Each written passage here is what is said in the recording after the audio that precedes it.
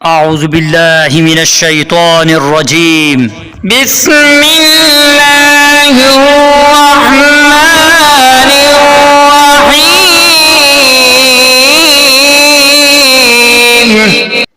اللہ پاک کے ببرکت نام سے شروع کرتا ہوں جو بڑا مہربان نہایت رحم کرنے والا ہے۔ حضرت یعقوب علیہ السلام کے لیے حضرت یوسف علیہ السلام کا صدمہ بھی کچھ کم نہ تھا۔ ان کی جدائی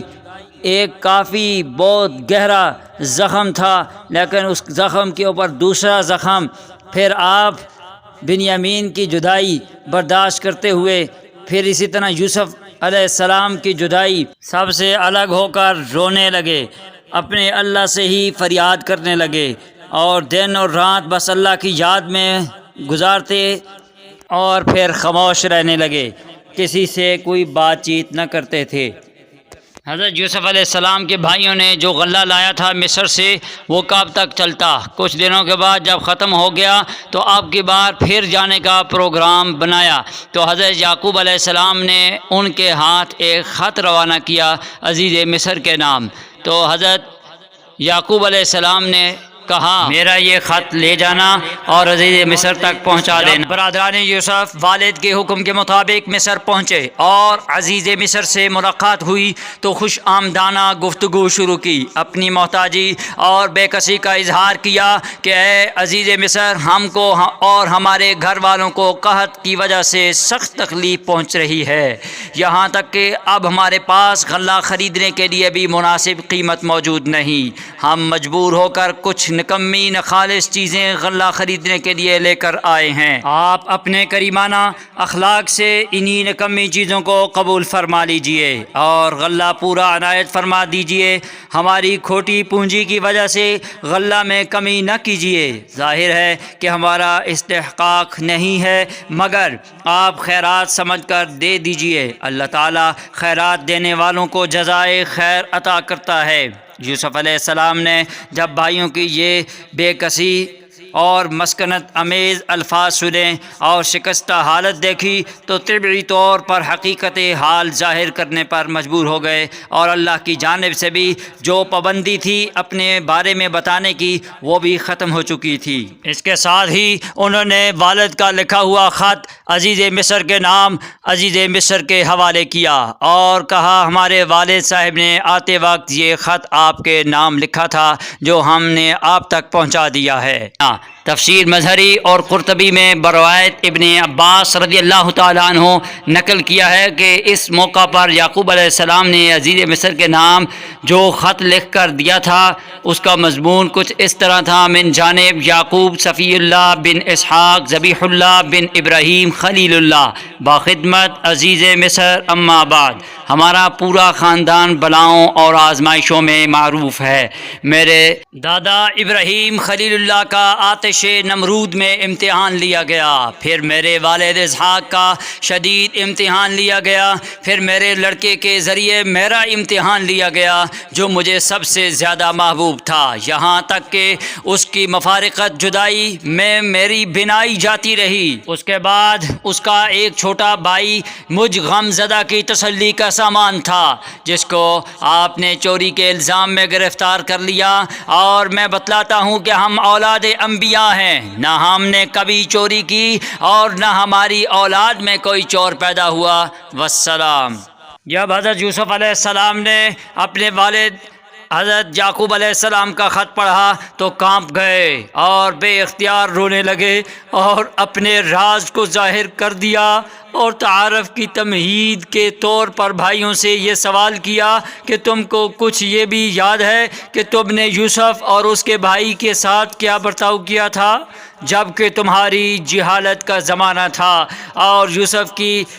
اس شان سے بھی ناواقف تھے جو اس کو حاصل ہونے والی تھی۔ برادران یوسف علیہ السلام نے جب یہ سوال سنا تو چکرا گئے کہ عزیز مصر کو یوسف کے قصہ سے کیا واسطہ، اور عزیز مصر کو کیسے معلوم ہے کہ یوسف کا کیا قصہ ہے۔ پھر ان کا دھیان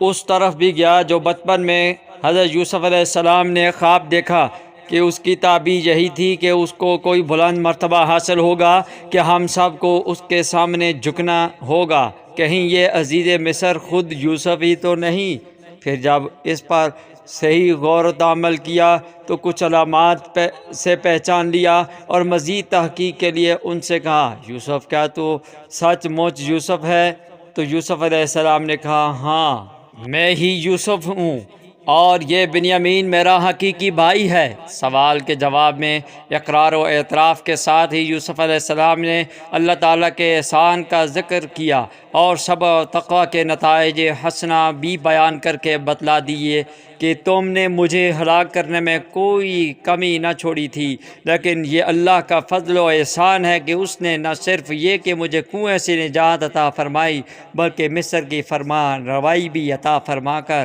یہ مقام و مرتبہ عطا کیا کہ تم سب کس طرح میرے سامنے حاضر ہوئے ہو۔ یہ نتیجہ ہے اس صبر و تقوی کا جس کی توفیق اللہ نے مجھے عطا فرمائی ہے۔ حضرت یوسف علیہ السلام کے بھائیوں کا اعتراف جرم۔ بھائیوں نے جب یوسف علیہ السلام کی یہ شان دیکھی تو انہوں نے اپنی غلطی کا اعتراف کر لیا۔ حضرت یوسف علیہ السلام نے بھی پیغمبرانہ عفو و درگزر سے کام لیتے ہوئے فرمایا کہ جو ہوا سو ہوا، آج تمہیں کوئی سرزنش اور ملامت نہیں کی جائے گی۔ فتح مکہ کے دن رسول اللہ صلی اللہ علیہ وآلہ وسلم نے بھی مکہ کے ان کفار اور سرداران قریش کو جو آپ کے خون کے پیاسے تھے اور آپ صلی اللہ علیہ وآلہ وسلم کو طرح طرح ایذائیں پہنچانے والے تھے، قتل کی سازشیں کی، معاشرتی اور معاشی بائیکاٹ کیا، حتیٰ کہ وطن عزیز سے نکلنے پر مجبور کر دیا اور مدینہ میں بھی چین سے نہ رہنے دیا۔ لیکن جب اللہ تعالیٰ نے شاندار حضور سرور کون و مکان صلی اللہ علیہ وآلہ وسلم کو فتح یابی عطا فرمائی، اور اس دن ہر ایک مجرم ڈر رہا تھا کہ اب نہ جانے ہمارے ساتھ کیا برا سلوک کیا جائے گا، لیکن اعلان ہوتا ہے لا تثریب علیکم اليوم، آج کے دن عام معافی کا اعلان فرما دیا۔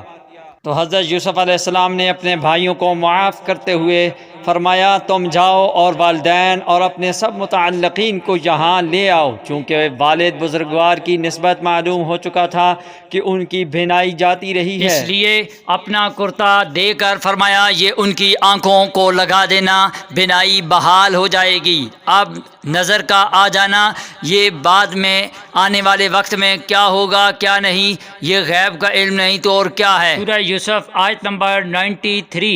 اللہ تعالیٰ کا ارشاد ہے اذهبوا بقمیصی هذا فألقوه على وجه ابی یأت بصیرا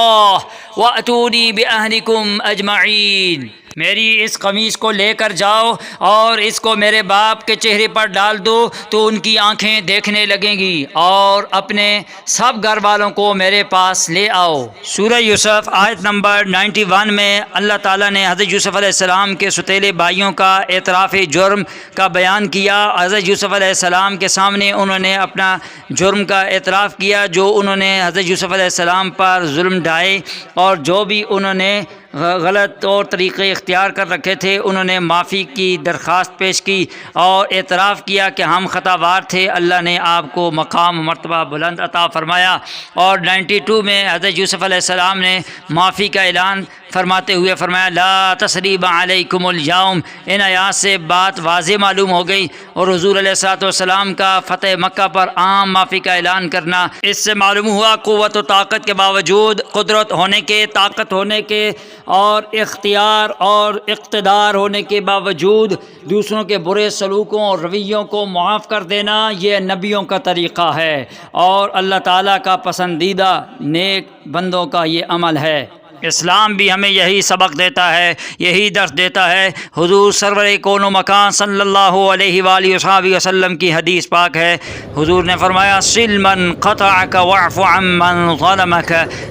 جو تجھ سے قطع کرے، جو تجھ سے توڑے تو اس سے جوڑ، جو تجھ پر ظلم کرے تو اسے معاف کر دے۔ اسلام کی کیسی پیاری اعلیٰ عمدہ تعلیم ہے، اور اگر اسی حضور کے فرمان پر اور قرآن پاک کی تعلیمات پر عمل پیرا ہو جائیں تو دنیا کے جتنے بھی جھگڑے اور فساد ہیں یہ سب ختم ہو سکتے ہیں، لیکن ضرورت عمل کی ہے۔ اللہ تعالیٰ عمل نصیب فرمائے۔ سورہ یوسف آیت نمبر 93 میں اللہ تعالیٰ نے جو حضرت حضرت یوسف علیہ السلام کی قمیض کا ذکر فرمایا کہ ان کو کیا معلوم تھا کہ آنے والے وقت میں حضرت یعقوب علیہ السلام کی بنائی اس قمیض کی برکت سے واپس آ جائے گی۔ یہ اللہ کی عطا ہے، اللہ کی عطا سے معلوم ہوا جن کو اللہ چاہے نبیوں میں سے یا ولیوں میں سے علم عطا فرما دے تو وہ اللہ کی عطا سے آنے والے وقت سے آگاہ ہو جاتے ہیں، اور ان کو اللہ کا دیا ہوا علم اگر تسلیم کیا جائے، مانا جائے، تو اس میں کون سی شرک کی بات ہے۔ وہ اللہ کی عطا سے جانتے ہیں، اللہ بغیر کسی کی عطا اور دین کے جانتا ہے، اور اللہ کی جو بھی صفات ہیں وہ اس کی ذاتی ہیں۔ تو حضرت یوسف علیہ السلام کے بھائی قمیض لے کر اور غلہ سامان لے کر مصر سے کنعان کی طرف روانہ ہوئے۔ یہ قافلہ مصر سے جب روانہ ہوا، کوسوں دور کنعان میں حضرت یعقوب علیہ السلام کو حضرت یوسف علیہ السلام کی خوشبو آنے لگی۔ یہ گویا اس بات کا اعلان تھا